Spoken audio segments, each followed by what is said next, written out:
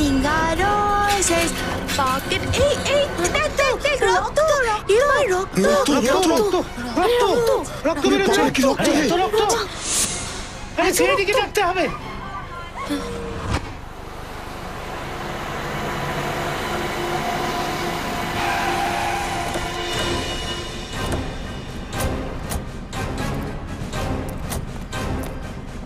পিছনে চলুন।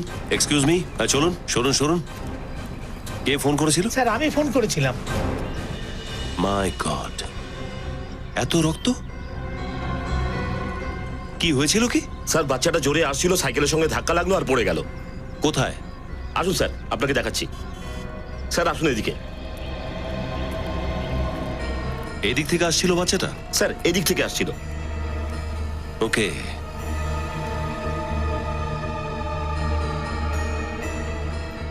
স্যার হ্যাঁ স্যার মনে হয় ওই রক্ত বাচ্চাটার নয় স্যার।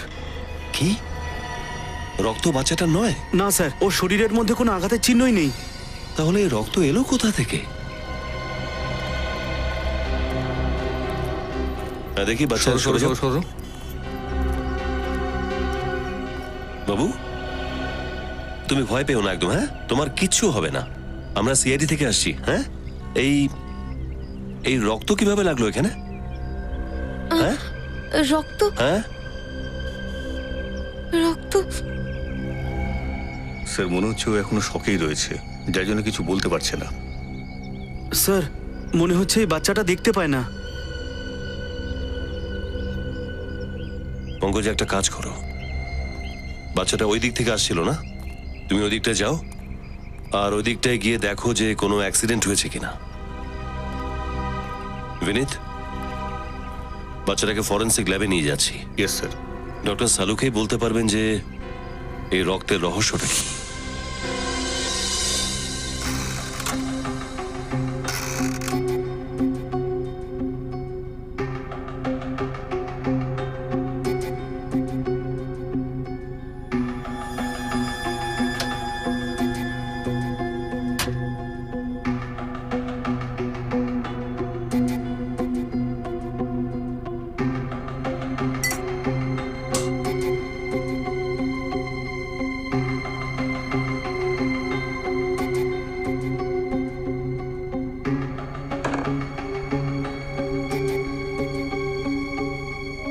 আশা করছি ডক্টর সালুকে বাচ্চাটার টি শার্টে পাওয়া রক্ত কোনো মানুষের যেন না হয়। হ্যাঁ অভিজিৎ, আমি এখনই এটাকে টেস্ট করে দেখছি, ঠিক জানতে পেরেই যাব।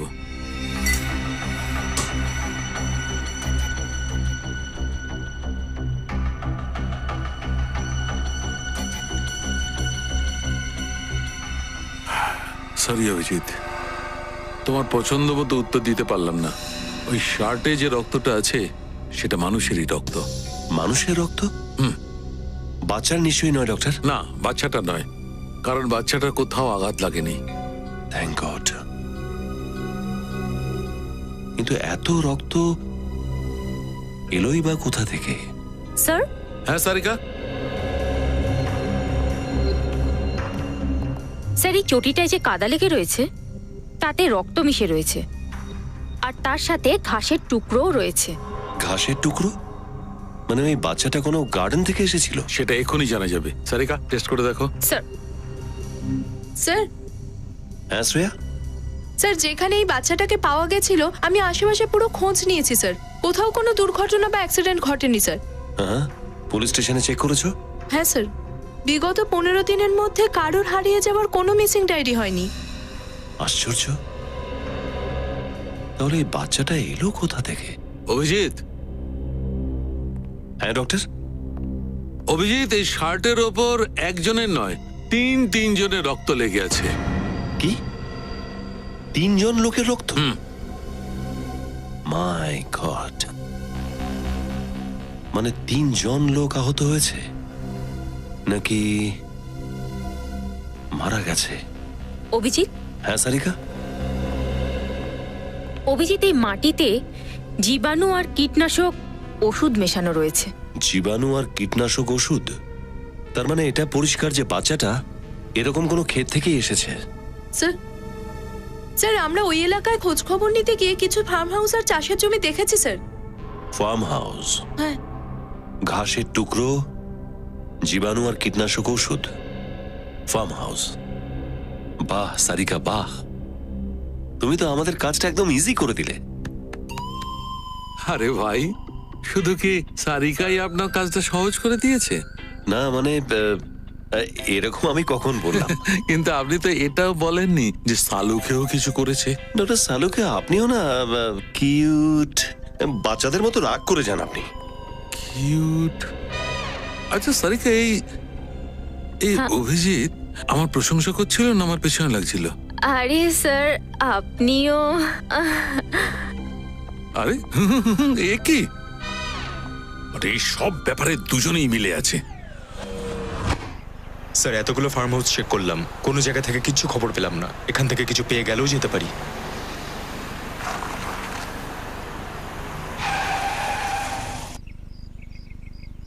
ফার্ম হাউসের ভেতরে গাড়ি পার্ক করা দেখছি, মনে হচ্ছে ভেতরে কেউ আছে। চলো গিয়ে দেখি।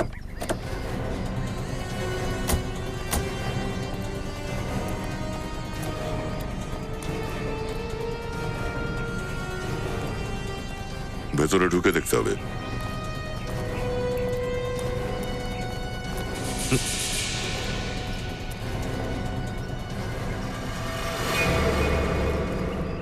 আরে এটা তো সেই ছোট ছেলেটারই চপ্পল মনে হচ্ছে। মনে হচ্ছে আমাদের সব খোঁজ সফল হলো। চলো, সাবধানে থাকবে, খুনি ভেতরে থাকতেও পারে।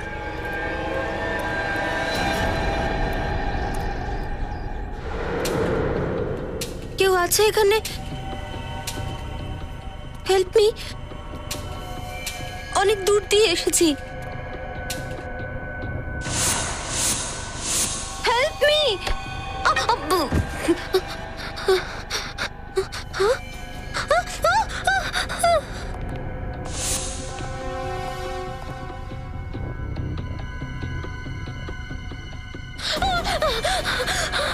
বাঁচাও, বাঁচাও, বাঁচাও আমাকে।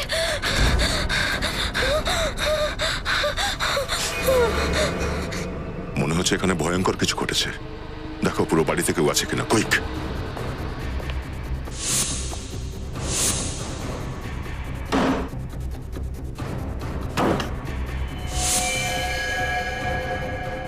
স্যার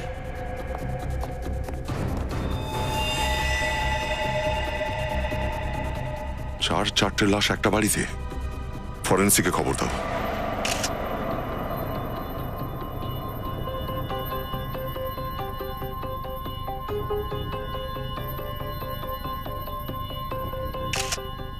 পিঠে গুলি লেগেছে। কমপক্ষে 2-3 ঘন্টা হবে ইনি মারা গেছেন। একটা কাজ করো, পুরো বাড়িটা ভালো করে সার্চ করো, একটা কিছু যেন হাত থেকে বেরিয়ে না যায়। এখানে আছে ওই দুটো লাশ।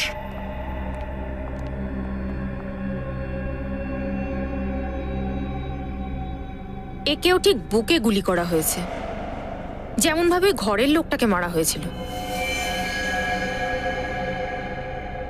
মানে ডক্টর সালুকে ঠিকই বলছিলেন, ওই বাচ্চাটা এখানে এই লাশগুলোতে ধাক্কা খেয়ে মাটিতে পড়ে যায়, আর তাতে এদেরই রক্ত ওর পোশাকে লেগে যায়।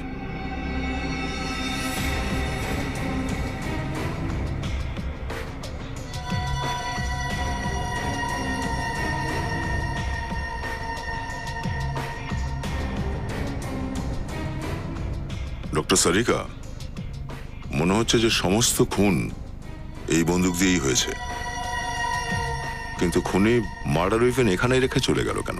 আমার তো মনে হয় যে এই লোকটা নিজেকে গুলি করেছে। এই লোকটা নিজেই নিজেকে গুলি করেছে?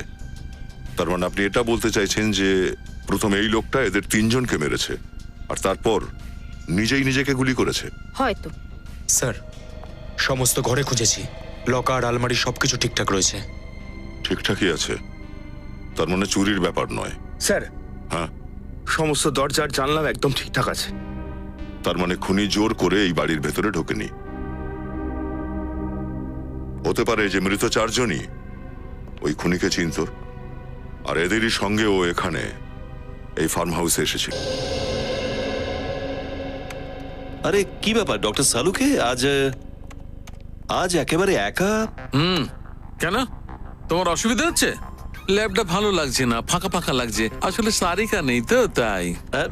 না না, আমি কিন্তু সেটা বলতে চাইনি। আরে আমি জানি তোমার সব ব্যাপার স্যাপার। তুমি বলো একটা কিছু আর মনের মধ্যে অন্য কিছু থাকে। আরে ডক্টর সালুকে, আমি শুধু এই 4টে লাশের খুনের বৃত্তান্ত জানতে এসেছি এখানে। আপনি যদি জানেন তাহলে বলে তো ফেলুন। আমাকে জিজ্ঞেস করছো কেন ভাই? তুমি সারিকাকে কে জিজ্ঞেস করো না, ওই সব কিছু তোমাকে বলে দেবে। স্যার, আপনি তো রেগে গেছেন দেখছি। সারা পৃথিবী এটা জানে ডক্টর সালুকে ছাড়া সিআইডি কোনোদিন কোনো কেস সলভই করতে পারেনি। এতক্ষণে ঠিক জায়গায় এসছো তাই না? এইভাবে বলতে থাকবে, তবেই ভালো লাগবে। এসো বলছি। অভিজিৎ, এই যে 4খানা লাশেই এগুলোর মধ্যে সবে মাত্র রাইগার মর্টিস শুরু হয়েছে। লাশগুলো সবে শক্ত হতে শুরু করেছে। আমার মনে হচ্ছে এদের মৃত্যু সকাল 7টা থেকে 9টার মধ্যে হয়েছে। ওকে, আর এই ব্যালিস্টিক রিপোর্ট কি বলছে? গুলি এই বন্দুক থেকেই চালানো হয়েছে। 4 জনের মৃত্যুই এই বন্দুক থেকে ছোঁড়া গুলিতে হয়েছে। আর এই বন্দুকের ওপর রক্তের দাগও আছে। স্যার, কার রক্ত এটা? সৌরভের রক্ত এটা। সৌরভকে পয়েন্ট ব্ল্যাঙ্ক রেঞ্জ থেকে গুলি করা হয়েছে, যার কারণে সৌরভের রক্ত এটার ওপর ছিটকে এসে লেগেছে। আর একটা কথা, শুধুমাত্র সৌরভের হাতের ওপরেই গান পাউডার লেগে আছে। গান পাউডার সৌরভের হাতে? তাহলে আপনি এটাই বলতে চান যে সৌরভ এই 3 জনকে গুলি করেছে আর নিজে আত্মহত্যা করে না, নিয়েছে? আমি নিজে কিছু বলতে চাইছি না, যা প্রমাণ আছে সেগুলো এই কথাই বলতে চাইছে। আর একটা কাজ করো, বাকি কাজটা তো তুমি নিজেও করতে পারো, তাই না? ঠিক আছে, করব। হ্যাঁ, কেন করব না? আপনি যেটা বলতে পারছেন না সেটা আমরা ডক্টর সারিকার কাছে জেনে নেব।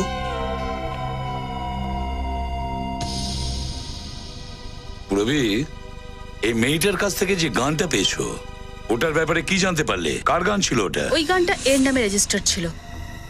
ওই গানটা ওই মেয়েটার নামেই রেজিস্টার্ড? আর সালুকেও যে গান পাউডারের ট্রেসেসটা পেয়েছে, আর সেটাও ওই মেয়েটার আঙ্গুলে পেয়েছে।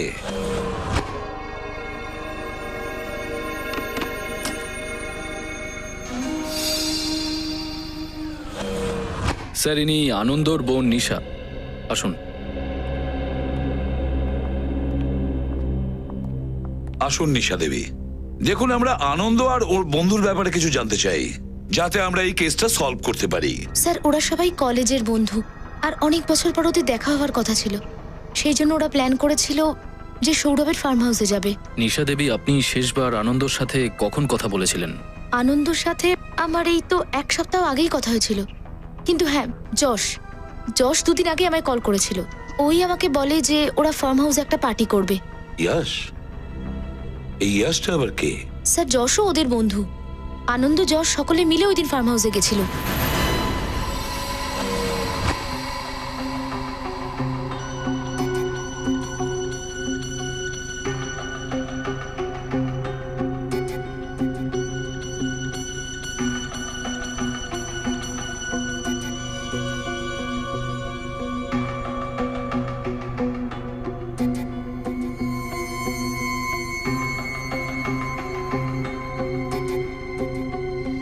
সৌরভ, বিশাল, আনন্দ আর নিতিন, 4 জনই তো ছিল ফার্ম হাউসে।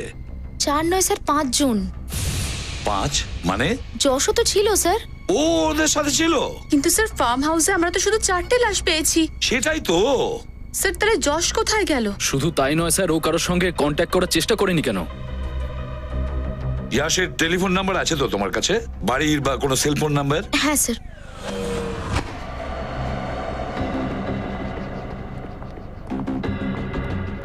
এই দেখুন। কোনো ক্লু পাওয়া গেল ডক্টর সারিকা? জানি না কতটা কাজের হবে, কিন্তু একটু আশ্চর্যজনক। কেন আশ্চর্য কিসের? এই চুলটা কতটা লম্বা দেখুন। এখানে যতজন মারা গেছেন তাদের মধ্যে কারুর চুলই এতটা লম্বা নয়।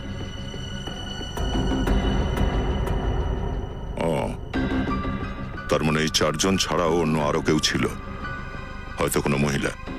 এটা তো এই চুলটা ডিএনএ টেস্ট থেকেই জানা যাবে। স্যার, মোবাইল বন্ধ। মোবাইল বন্ধ? স্যার, হ্যাঁ, ওর বাবার সঙ্গে কথা হলো, ও তো বাড়িতেই ফেরেনি। বাড়িতে ফেরেইনি? সেল ফোন বন্ধ, কিছু একটা গোলমাল তো নিশ্চয়ই আছে। যশের ফটো আছে? হ্যাঁ স্যার, 1 মিনিট। একটা কাজ করো, এই ফটোটা সমস্ত police station, railway station, bus stand আর চেকপোস্ট গুলোতেও পাঠিয়ে দাও। আর দয়াকেও ইনফর্ম করো, ওকে আমাদের পাওয়া খুব দরকার, ভীষণ দরকার। স্যার, এই ওষুধটার এই প্রেসক্রিপশনটা পেলাম, এর মধ্যে সৌরভের নাম লেখা আছে। সৌরভ, আর প্রেসক্রিপশনটা দিয়েছেন ডক্টর মুকেশ। এই ওষুধ দেখান একটু। এই ওষুধগুলো তো বেশিরভাগ এরকম পেশেন্টকে দেওয়া হয় যারা ডিপ্রেশন আর টেনশনের শিকার হয়। ও, তো সৌরভের কি ব্যাপারে টেনশন ছিল সে কথা তো এই ডক্টর মুকেশই বলবেন।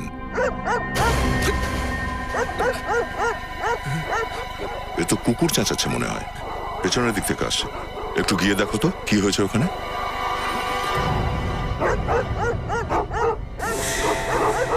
কুকুরের আওয়াজটা ওই দিক থেকে আসছে, ওইদিকে।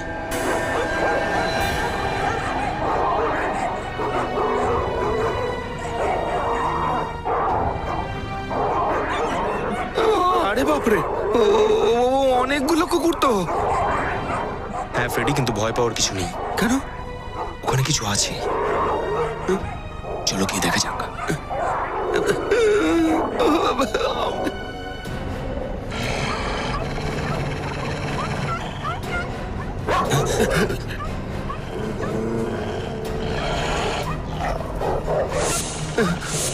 My God.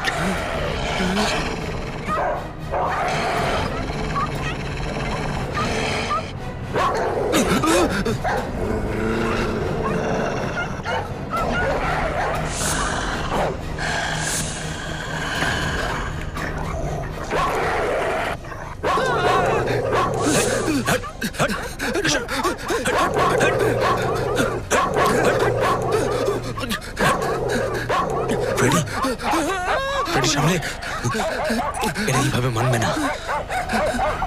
স্যার,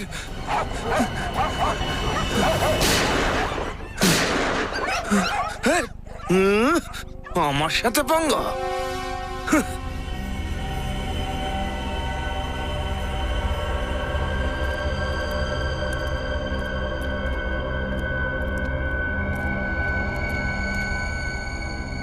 আরে, এটা তো যশ, সৌরভের পঞ্চম বন্ধুটা, যাকে খুঁজে বেড়াচ্ছিলাম তারই লাশ পড়ে আছে।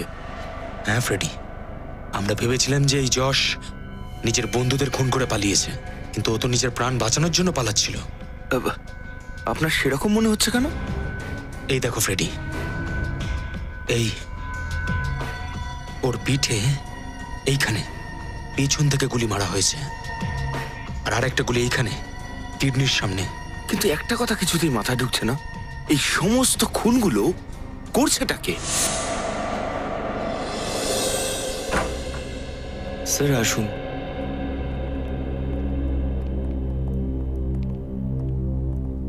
স্যার, সিআইডি অফিসাররা আপনার সঙ্গে দেখা করতে এসেছেন। আমি পরে কথা বলছি, বসুন। Thank you doctor. মিস্টার সৌরভের চিকিৎসা আপনি করেন তাই তো? হ্যাঁ, অনেক বছর ধরে। এই ওষুধগুলো আপনি সৌরভবাবুকে প্রেসক্রাইব করেছিলেন? আগে হ্যাঁ। কি হয়েছিল সৌরভের? ডিপ্রেশন, মানসিক অস্থিরতা, টেনসড হয়ে যাওয়া। কিন্তু এগুলো আপনারা আমাকে কেন জিজ্ঞেস করছেন? মানে একটা ফার্ম হাউসে সৌরভের লাশ পাওয়া গেছে। লাশ কি করে হলো? নিশ্চিতভাবে তো কিছু বলা যাচ্ছে না, কিন্তু এখনো পর্যন্ত এটুকু জানতে পেরেছি যে ওর মৃত্যু গুলি লাগার কারণে হয়েছে। গুলি করেছে ওকে? শুধু ওনাকেই নয়, ওনার বাকি 4 বন্ধুকেও গুলি করা হয়েছে। আর আমাদের সন্দেহ আছে প্রথমে উনি ওদের 4 জনকে মেরে ফেলেন, তারপর আত্মহত্যা করেন। আমার মনে হয় না যে সৌরভ কাউকে খুন করেছে।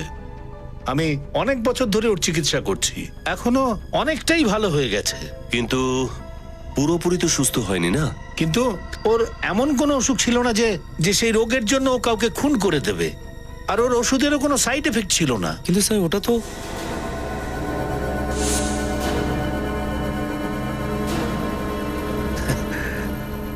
ঠিক আছে doctor, thank you very much.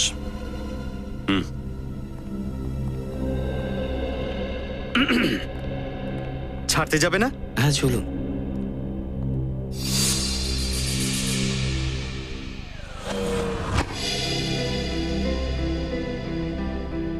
আরে ভিতরে তুমি কি একটা বলতে যাচ্ছিলে, হঠাৎ চুপ করে গেলে, কি ব্যাপার বলো আমাকে। না স্যার, আমি কিছু বলছিলাম না। দেখো, সৌরভ সম্পর্কে তুমি যা কিছু জানো তা আমাদের বলো। দেখুন স্যার, আমাকে এসবের মধ্যে ফাঁসাবেন না। আমি গরিব মানুষ, আমার অসুস্থ মা আছে। কিচ্ছু হবে না তোমার। তোমাকে কথা দিলাম, যা কিছু জানো পরিষ্কার আমাদের বলো। আরে ঘাবড়িও না, এসো চলো, বলে দাও সবকিছু। কি জানো? স্যার দেখুন স্যার, সৌরভ বাবুর সব থেকে বড় প্রবলেম যেটা ছিল সেটা ওনার রাগ। ওনার প্রবলেম হাইপার টেনশন আর ডিপ্রেশন ছিল না স্যার, সব থেকে বড় উইক পয়েন্ট ছিল রাগ, যা উনি কন্ট্রোল করতে পারতেন না। তোমার সামনে এরকম কিছু ঘটেছে কখনো? হ্যাঁ স্যার, একবার হয়েছিল স্যার। আমাদের এখানে এক পেশেন্টের উপর উনি হাত তুলেছিলেন। কেন? কারণ ওনার মনে হয়েছিল যে ওনার নাম্বার ছিল আর উনি মাঝখানে এসে গেছিলেন। এই সামান্য কারণের জন্য উনি কাউকে মারলেন? হ্যাঁ স্যার। কিন্তু আপনার ডক্টর আপনাদের কাছে এসব কথা বললেন না কেন? স্যার সরি স্যার, আমি ঠিক জানি না। ঠিক আছে, আপনি আসতে পারেন। Thank you sir. সৌরভের রাগ খুব বেশি ছিল। সব প্রমাণ পাঠিয়ে দিয়েছো তো? হ্যাঁ স্যার। চলো সোজা বিউরোতে যাই। হ্যাঁ ভাই, কি খবর? আরে ডক্টর, আপনি এখানে? হ্যাঁ, কেন চমকে গেলে কেন? আরে তোমাদের সাহায্য করছি ভাই কেসে, আমি এখানে আসতে পারি না নাকি? না না ডক্টর, আমি তা বলতে চাইনি আসলে। হ্যাঁ, আমি তোমাদের কাজের কথাই বলতে এসেছি। আচ্ছা এটা বলো যে তদন্ত করার পর তোমরা এতক্ষণ কি সিদ্ধান্তে পৌঁছলে? স্যার দেখে তো এটাই মনে হচ্ছে যে সৌরভ নিজের বন্ধুদের মেরে ফেলেছিল, তারপরেও নিজেকে শুট করে।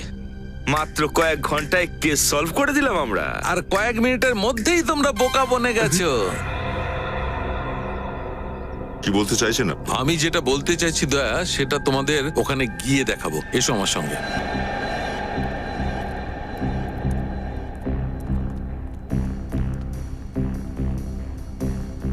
এই সেই জায়গাটা না যেখানে সৌরভের লাশটা ছিল? হ্যাঁ ডক্টর, এই জায়গায়। হ্যাঁ,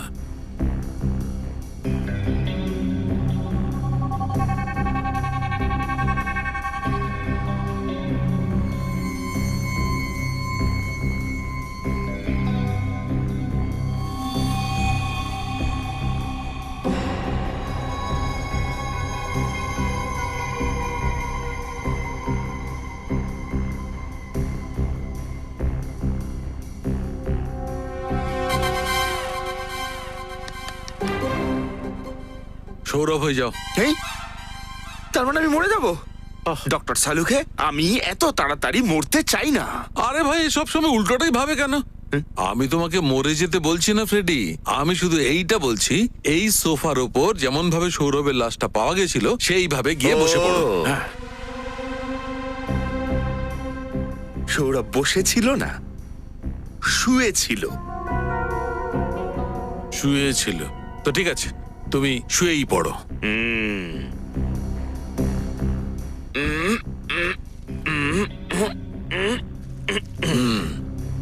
আচ্ছা, এভাবেই শুয়েছিল?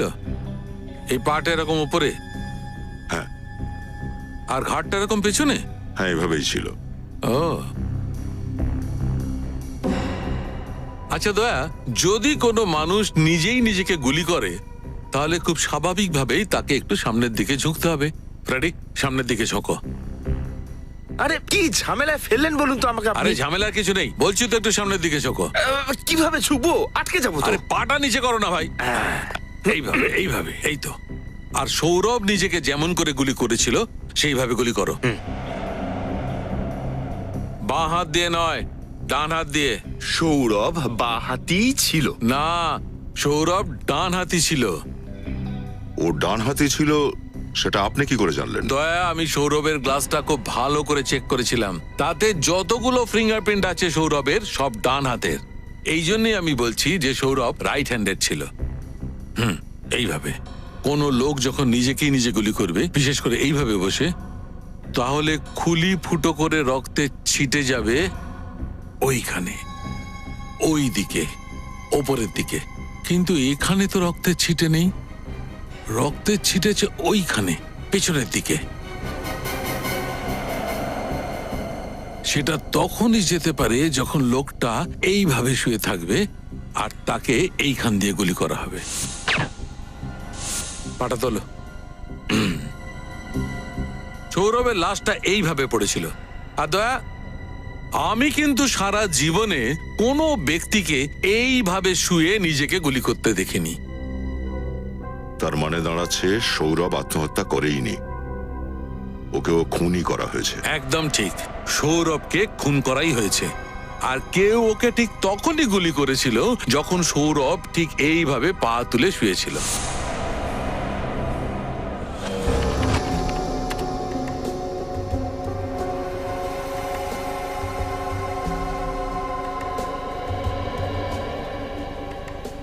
অভিজিৎ। হ্যাঁ ডক্টর সালুকে। সৌরভ আর যশের জুতোতে পাওয়া মাটি ম্যাচ করছে না, আলাদা আলাদা। মানে যশের খুনও সৌরভই করেছে? খুনি তাহলে অন্য কেউ? স্যার, ফার্ম হাউস থেকে যে চুলটা পাওয়া গেছিল তার ডিএনএ রিপোর্ট চলে এসেছে। এই চুলটা কোনো মহিলার চুল। বাহ সারিকা, খুব সুন্দর। তুমি নতুন কিছু না কিছু নিয়েই আসো কেসের মধ্যে। কেমন করে করো এসব? নমস্কার। নমস্কার। স্যার নমস্কার। কি সারিকা, তুমি কেন বোঝাতে পারো না? আমি কি আচ্ছা ঠিক আছে, কি জানতে পারলে ডিএনএ রিপোর্ট থেকে? এই মহিলার ডিএনএ ওই মৃত 5 জনের মধ্যে আনন্দর ডিএনএ সঙ্গে ম্যাচ করেছে। আনন্দ ডিএনএর সাথে? তার মানে ওর কোনো আত্মীয়? আনন্দর তো একজনই আত্মীয় ছিল, ওর বোন নিশা। নিশা? কিন্তু স্যার নিশা যখন ভিউতে এসেছিল তখন তো ও কিছু বলেনি যে ও ফার্ম হাউস গেছিল। অপরাধী কখনো তো বলবে না যে সে অপরাধ করেছে। ওকে সত্যি কথাটা বলাতে হবে। হ্যাঁ, আরে কিছু না, আমার একটু টাইম লাগবে। হ্যাঁ, আমি এই কিছুক্ষণের মধ্যে রেডি হয়ে যাব আর তারপর তোমার কাছে চলে যাচ্ছি। হ্যাঁ অফকোর্স। আরে মনে আছে লাস্ট টাইম যখন আমরা গেছিলাম কত মজা হয়েছিল? ওরা তো এবারও আসছে, তাই না? আসছে তো? ও বাও, তাহলে তো খুব মজা হবে। আরে হ্যাঁ বাবা, তোমরা সবাই ওখানে পৌঁছো, আমি জাস্ট 5 মিনিটে পৌঁছচ্ছি। কোথায় চললেন নিশা দেবী? 2-4টে কথা আমাদের সাথে বলে নিন, তারপর না হয় পার্টিতে যাবেন। পার্টি? What nonsense! আমরা তো সজ্ঞানে আছি ম্যাডাম, কিন্তু আপনাকে দেখে মনে হচ্ছে যে আপনি আপনার জ্ঞান হারিয়েছেন। আপনি কি বলতে চাইছেন? আপনাকে তো দেখে মনেই হচ্ছে না যে আপনার ভাইয়ের মৃত্যুতে আপনি দুঃখিত। দেখে তো মনে হচ্ছে আপনি পার্টি করতে যাচ্ছেন। দেখুন, এটা আমার পার্সোনাল লাইফ, আর আমার পার্সোনাল লাইফে আমি কি করব কি করব না তাতে আপনাদের কোনো প্রবলেম হওয়া উচিত নয়। একদম না ম্যাডাম, কিন্তু যদি অন্যের জীবন নিয়ে আপনি কোনো খেলা খেলেন তাহলে আমাদের নিশ্চয়ই প্রবলেম হবে ম্যাডাম। কিন্তু আমি কি করেছি? সবচেয়ে প্রথমে আপনি আমাদের মিথ্যে বলেছেন যে সেই রাতে আপনি সৌরভের সাথে ফার্ম হাউসে ছিলেন না। আমি কেন মিথ্যে কথা বলবো? কেন মিথ্যে বলবেন সেটা তো আপনি বলবেন, কেননা যদি আমরা প্রমাণ করে দিই তাহলে আপনার জন্য মুশকিল হয়ে যাবে।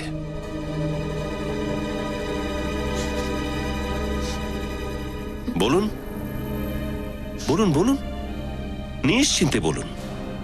আমরা বুঝি যে মুখ থেকে সত্যি কথা বেরোতে একটু সময় লাগে। কিন্তু আপনাদের কাছে এর কি প্রমাণ আছে? ফরেনসিক রিপোর্ট আছে আমাদের কাছে, যেটা প্রমাণ করে দেয় যে আপনি সেই সময় ফার্ম হাউসে ছিলেন। যদি আপনি রিপোর্টটা দেখতে চান, আমাদের সাথে বিউরো চলুন। হ্যাঁ, আমি ওই দিন ফার্ম হাউসে গেছিলাম, কিন্তু এই খুনের সাথে আমার কোনো সম্পর্ক নেই। আমরা সবকিছু জানতে পেরে গেছি নিশা দেবী, যে আপনার ভাইয়ের সাথে আপনার বনিবনা ছিল না, প্রপার্টির কেস চলছিল। আর ওনার মৃত্যুর পরে আপনার রাস্তা পরিষ্কার হয়ে যায় আর প্রপার্টিও পেয়ে যান। হ্যাঁ, এটা সত্যি কথা যে আনন্দ আর আমার সম্পর্ক ভালো ছিল না। কিন্তু তাহলে আপনি ওই দিন ফার্ম হাউসে কেন গেলেন? কারণ সৌরভ আর বাকিরা সবাই আমাকে ফোর্স করেছিল, বলেছিল যে এত বছর পর দেখা হচ্ছে, তোকে আসতেই হবে। আমি ওখানে গেছিলাম ঠিকই, কিন্তু কিছুক্ষণ পরেই আমি ওখান থেকে বেরিয়ে যাই। কেন? কারণ সেই রাতে আনন্দ আর আমার ঝগড়া হয়েছিল। আর আমার মুড অফ হয়ে যায়, আর আমার ওখান থেকে বেরিয়ে যাওয়াটাই ঠিক মনে হয়েছিল। এই কথাটা আপনি আমাদেরকে আগে কেন বলেননি? আমি ভয় পেয়ে গেছিলাম। আমার মনে হয়েছিল যদি আমি আপনাদের এই কথাটা বলি তাহলে আপনারা আমাকেই সন্দেহ করতে শুরু করবেন। ওখান থেকে বেরোবার পর আপনি কোথায় গেলেন? তারপর তো আমি বাড়িতে এসে শুয়ে পড়ি। বাহ, বাহানা খুব ভালো বানিয়েছেন, যাতে কোনো সাক্ষীর প্রয়োজন না পড়ে। কিন্তু যতক্ষণ এই কেসটা সলভ না হচ্ছে আপনাকে বিউরোতে থাকতে হবে।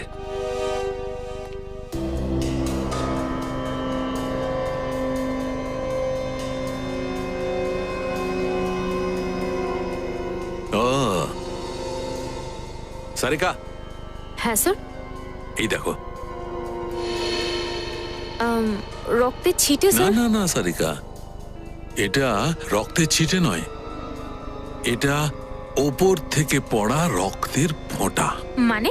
যদি ছিটকে এসে লাগতো তাহলে ওটা এভাবে ছড়িয়ে পড়তো, কিন্তু এটা ওপর থেকে পড়া রক্তের ফোঁটা। আমার মনে হচ্ছে ওই বাচ্চাটা ওই হলে গিয়েছিল আর কোনো জিনিসে অথবা লাশে ধাক্কা লেগে পড়ে গেছিল, আর এই লাঠিটাও ওর হাত থেকে ছিটকে গিয়ে মাটিতে পড়ে গেছিল। আর খুনির হয়তো কোথাও কোনো আঘাত ছিল যেখান থেকে রক্তটা পড়ছিল। খুনি হঠাৎ করে ওই লাঠিটার সামনে এসে পড়ে আর ওর ক্ষত থেকে হয়তো 2 ফোঁটা রক্ত এই লাঠিটার উপর টুপে পড়ে। আমি এখন এই রক্তটাকে নিয়ে টেস্ট করে দেখি অন্য রক্তগুলোর মতো, তারপর ম্যাচ করে দেখা যাবে এতে লেগে থাকা রক্তটা আসলে কার। এই দেখো সারিকা, এখানে ওই 5 জন লোকের ব্লাডের স্যাম্পল আছে, আর এই যে এই রক্তটা লাঠিতে লেগেছিল। একটা কাজ করো, হ্যাঁ আমাদের রেকর্ডে চেক করে দেখো এটা কারোর সঙ্গে ম্যাচ করছে কিনা। হ্যালো অভিজিৎ। হ্যাঁ ডক্টর সালুকে, লাঠির মধ্যে যে রক্ত পাওয়া গিয়েছিল তার ব্যাপারে কি জানতে পারলেন? অভিজিৎ, এই রক্তটা ওই 5 জন মৃত ব্যক্তির মধ্যে কারণ নয়। তাহলে তো নিশারই হবে। না, নিশার রক্তের সঙ্গে ম্যাচ করছে না। ওই ক্রিমিনাল রেকর্ডে চেক করে দেখেছেন? সেটাও দেখেছি, কিন্তু ক্রিমিনাল রেকর্ডের কারোর সঙ্গেই ম্যাচ করছে না। আশ্চর্য, সৌরভকে খুনি ভেবেছিলাম কিন্তু আসল খুনি নয়, নিশাও নির্দোষ। তাহলে খুনি আসলে কে?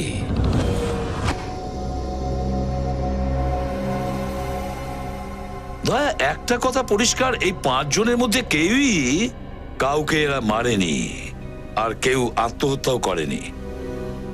স্যার, যেই এটা করে থাকুক না কেন, সে আগে থেকেই জানতো যে এই 5 জন বন্ধু ওই ফার্ম হাউসে একসঙ্গে দেখা করতে যাবে। কিন্তু এই 5 জনকে কেন মারলো?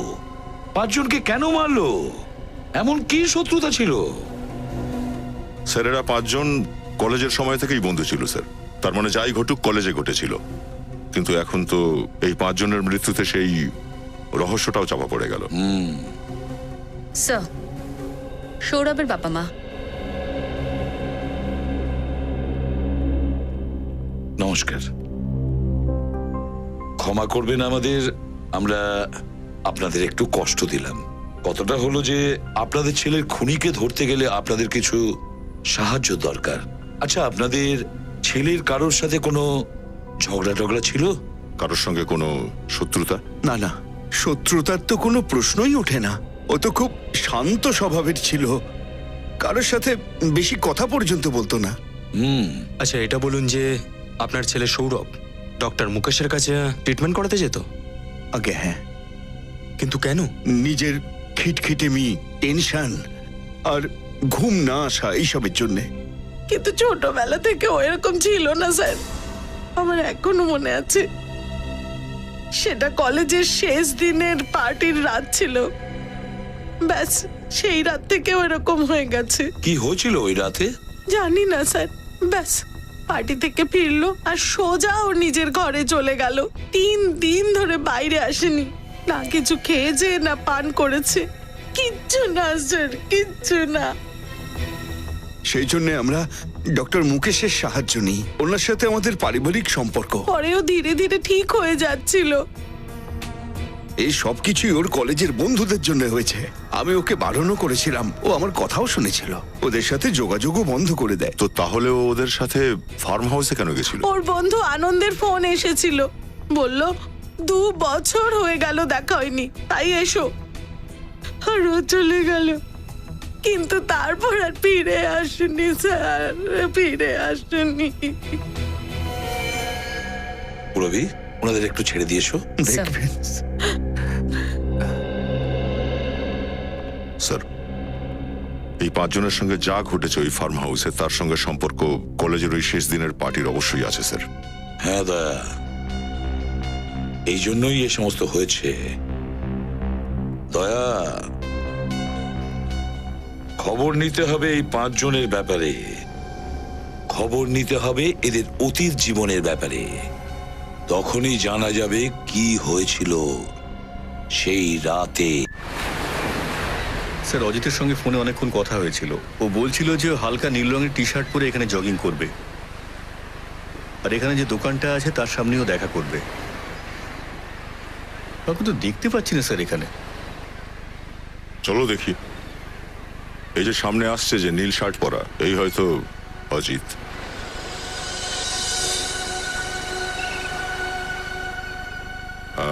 মিস্টার অজিত।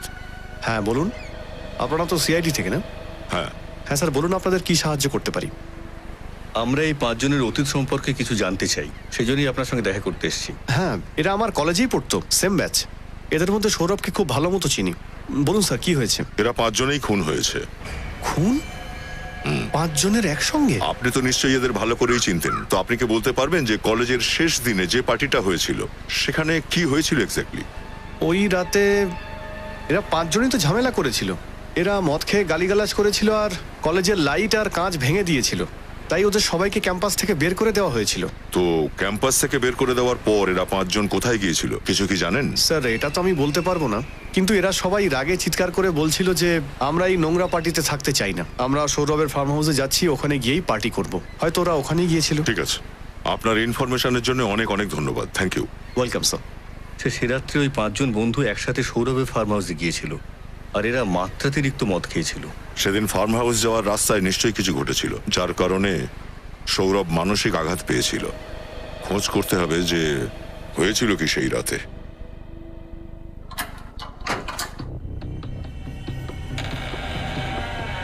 খুনি মেন দরজাটা খুলে হলের মধ্যে এলো। হয়তো সৌরভ আর তার বন্ধুরা নয় বন্ধ করতে ভুলে গেছিল, নয় খুনির হাতে চাবি ছিল। সৌরভ ওই সোফাটায় বসেছিল।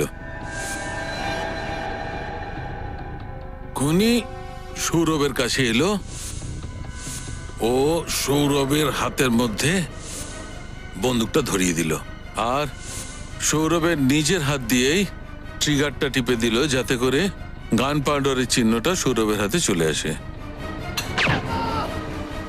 সৌরভের চিৎকার শুনে বিশাল ঘর থেকে বেরিয়ে আসে, আর যেই বিশাল ঘর থেকে বেরিয়ে আসে খুনি ওকেও গুলি করে।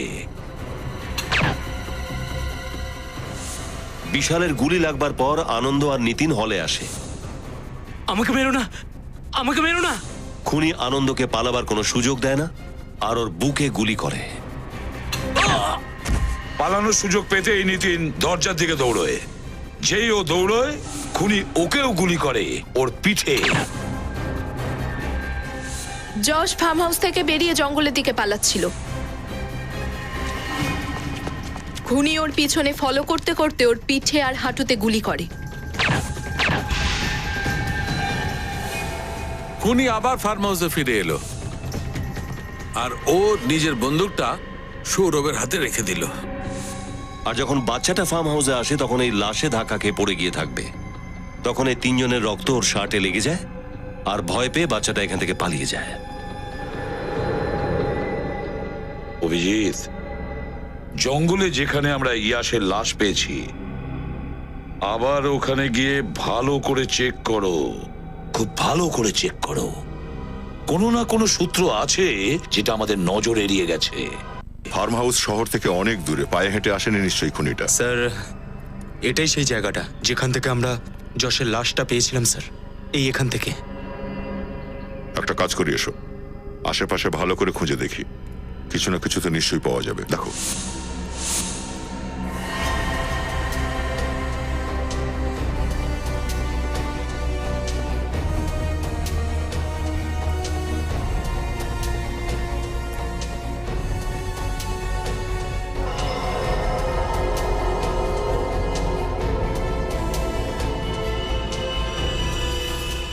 স্যার, হ্যাঁ ফ্রেডি, এই দেখুন স্যার, শার্টের ছেঁড়ে একটা অংশ, এতেও রক্ত লাগা। ও, তার মানে খুনি হয়তো এই পথেই পালিয়েছিল, আর তাড়াহুড়োতে ওর শার্ট এই কাঁটায় আটকে ছিঁড়ে গেছিল, ও সেটা জানতেও পারেনি। স্যার। হ্যাঁ সচিন, এই দেখুন স্যার, বাইকের টায়ারের দাগ স্যার। ও, তার মানে হচ্ছে খুনি বাইকে করেই এখানে এসেছিল, এখানে বাইকটা পার্ক করে জঙ্গলের পথ ধরে ফার্ম হাউসে গিয়েছিল, আর ওখানে খুন করার পরে আবার এই রাস্তাতেই বাইকে করে পালিয়েছিল।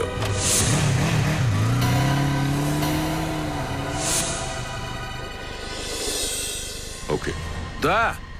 হ্যাঁ ডক্টর, ডক্টর, ওই কাপড়ের টুকরো থেকে ওর মালিকের খোঁজ পাওয়া গেল? দেখো দা, ওটাকে পড়েছিল আর আসল খুনি কে সেটা খোঁজা তোমাদের দায়িত্ব। আমার কাজ হচ্ছে যে সমস্ত সাক্ষ্য প্রমাণ আমরা পেয়েছি সেগুলো পরীক্ষা করে সত্যিটা তোমাদের সামনে তুলে ধরা। তাহলে স্যার এই সূত্রটার থেকে আমরা কি হাতে পেলাম? এই কাপড়ের উপর সৌরভের রক্তের ছিটে পাওয়া গেছে। ও, এই কাপড়ের উপর মার্কারি আর কয়লার টুকরো পাওয়া গেছে। কয়লা আর মার্কারি? বোধহয় এই প্রশ্নের উত্তর আমি জানি। যখন আমরা ম্যাপে ফার্ম হাউস খুঁজছিলাম তখন আমার নজর এখানে পড়েছিল, একটা কয়লার খনি আছে এখানে, ফার্ম হাউসের রাস্তাতেই। স্যার তার মানে হচ্ছে যে মার্ডারার কয়লার খনিতে কাজ করত বা তার আশেপাশেই কোথাও থাকতো। স্যার, যে 5 বন্ধু মারা গেছে তাদের আরেক বন্ধু অজিতের বক্তব্য যে কলেজের পার্টির পরে ওই 5 জন সৌরভের গাড়িতে ফার্ম হাউস যাওয়ার জন্য রওনা হয়, আর স্যার তার পরের দিনই এই আর্টিকেল ছাপা হয়। জেপি মার্গে ভয়ঙ্কর দুর্ঘটনা, তীব্র গতিতে আসা একটি গাড়ি পথ চলতে একটি মানুষকে ধাক্কা মারে, ঘটনাস্থলেই তার মৃত্যু হয়। জেপি মার্গ, জেপি মার্গ তো এই ফার্ম হাউসের রাস্তাতেই পড়ে। হ্যাঁ স্যার, আর এদের বেরোনোর ঠিক 45 মিনিট পরেই অ্যাক্সিডেন্টটা হয়। স্যার হতে পারে যে এই সৌরভ নেশায় বুধ হয়ে গাড়িটা চালাচ্ছিল আর ও অ্যাক্সিডেন্ট করে। হ্যাঁ, আর সেই জন্যেই ওই ঘটনার পরেই ও চুপচাপ হয়ে গেছিল, আর 3 দিন নিজের রুমের বাইরে বেরোয়নি। স্যার এই দেখুন, এর মধ্যে এটাও লেখা আছে যে যে মারা গেছেন তার 12 বছরের ছেলে এই অ্যাক্সিডেন্টের প্রত্যক্ষদর্শী ছিল, কিন্তু গাড়ি যে চালাচ্ছিল আর তার সঙ্গী ওখান থেকে পালিয়ে গেছে। আর পুলিশ কখনো ধরতে পারেনি। আর একটা ব্যাপার স্যার, যে লোকটার অ্যাক্সিডেন্ট হয়েছিল সে বিজয়নগর বস্তিতে থাকে। বিজয়নগর বস্তি? আর সেটা তো এই কয়লার খনির একেবারে পাশেই।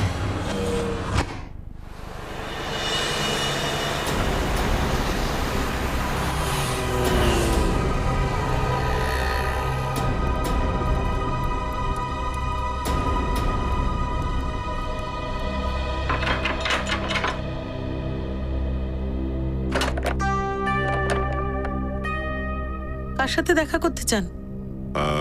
আমরা আপনার সাথেই দেখা করতে এসেছি, আমরা সিআইডি থেকে আসছি। সিআইডি? হ্যাঁ, এই ফটোটা আপনার স্বামীর? আগে হ্যাঁ, কিন্তু ইনি মারা গেছেন তো 8 বছর হয়ে গেল। ওনার মৃত্যু একটা রোড অ্যাক্সিডেন্টে হয়েছিল। হ্যাঁ, কিন্তু 8 বছর আগের কেসে সিআইডির কি ইন্টারেস্ট থাকতে পারে? আসলে আমরা অন্য একটা কেসের ইনভেস্টিগেশন করছি যার সম্পর্ক আপনার স্বামীর মৃত্যুর সাথে। আমি কিছু বুঝতে পারিনি। এই খবরের কাগজ অনুযায়ী যখন আপনার স্বামীর অ্যাক্সিডেন্ট হয়েছিল তখন আপনার ছেলেই একমাত্র সাক্ষী ছিল, তাই না? হ্যাঁ ছিল তো, কিন্তু তার কোনো লাভ হয়নি, কারণ আমার স্বামীর খুনি ধরা পড়েনি। এখন আপনার ছেলে অনেক বড় হয়ে গেছে নিশ্চয়ই? আগে হ্যাঁ, বড় আর বুদ্ধিমানও। খুব ছোট বয়সে বাড়ির সব দায়িত্ব সামলেছে ও।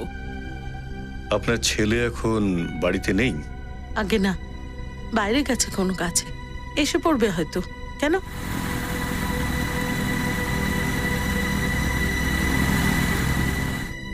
ওই যে দেখুন এসে গেছে আমার ছেলে। সিআইডি এই আরে ধরো ওকে।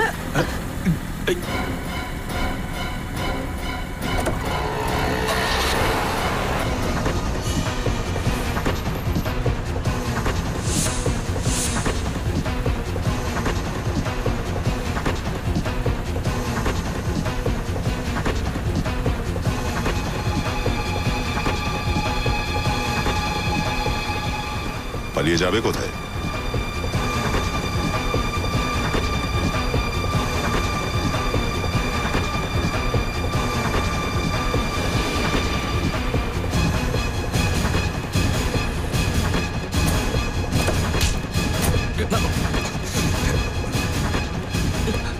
খোল। এটা তো ডক্টর মুকেশের অ্যাসিস্ট্যান্ট। আমাদের চিকিৎসা করবি না তুই? হ্যাঁ, রঞ্জিত, ডক্টর মুকেশের অ্যাসিস্ট্যান্ট রঞ্জিত, ওই 5 জনকে খুন তুমিই করেছো তাই না? হ্যাঁ, আমি খুন করেছি, কিন্তু এর জন্য আমার কোনো অনুশোচনা নেই, কারণ ওনাদের বেঁচে থাকার অধিকার ছিল না। যেহেতু ওদের কারণেই তোমার বাবার অ্যাক্সিডেন্টে মৃত্যু হয়েছিল। হ্যাঁ হ্যাঁ, আমার বাবা আমার চোখের সামনে মারা যায়।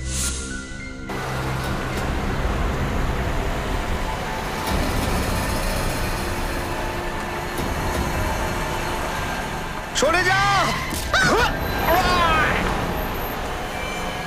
বাবা! বাবা! বাবা! বাবা! তোমরা আমার বাবাকে মেরে দিলে। তোমরাই মেরেছো আমার বাবাকে। চল চল চল চল, এখান থেকে কেটে পড়ি, চল, নাহলে ফেসে যাবো সবাই। বাবা!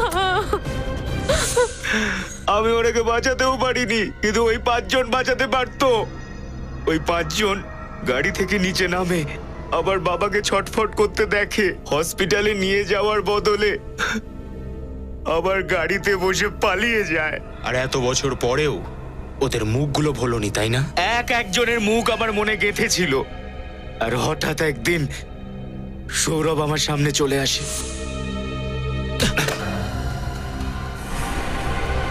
Thank you. আর আমি ওকে তখনই চিনে ফেলি। তারপর ওকে ফলো করে জানতে পারি যে ও ডক্টর মুকেশের কাছে নিজের চিকিৎসা করায়। আর সেজন্যই তারপর তুমি ডক্টর মুকেশের অ্যাসিস্ট্যান্টের চাকরিটা নিলে। হ্যাঁ, একদিন আমি সৌরভের ফাইলটা দেখতে পাই, যেখানে সৌরভ অ্যাক্সিডেন্টের কথাটা বলেছিল। আর ও ডক্টরকে বলেছিল যে ওই অ্যাক্সিডেন্টের জন্য আমার বাবা মারা গেছে। আর তারপর আমার সন্দেহ বিশ্বাসে পরিণত হয়। আর তুমি প্রতিশোধ নেওয়ার প্ল্যান করো। হ্যাঁ, আমি জানতে পারি যে এই 5 জন ফার্ম হাউসে দেখা করতে আসবে, আর তাই আমি ওখানে পৌঁছে যাই। আর সকাল পর্যন্ত অপেক্ষা করলে যে কখন সবাই ঘুমিয়ে পড়বে আর তুমি তোমার প্রতিশোধটা নেবে। কিন্তু সৌরভের বন্ধু, সেটা তুমি কোথায় পেলে? একদিন আগে যখন সৌরভ ক্লিনিকে এসেছিল, আমি ওর গাড়ির চাবি চুরি করি, আর তারপর গাড়ি থেকে গান, তারপরে চাবি আমি টেবিলে আবার রেখে দিই।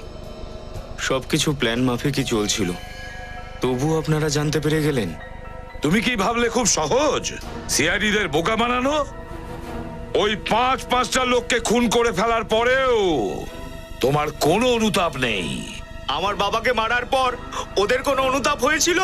আমাকে অনাথ করে ওরা ভালো করে জীবন কাটাচ্ছে, এটা অন্যায়।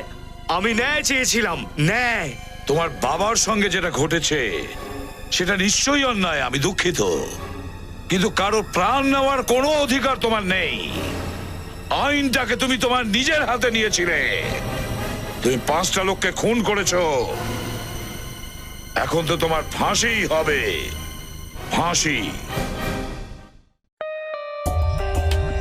For more updates, subscribe to our channel, click the show links and enjoy watching the videos.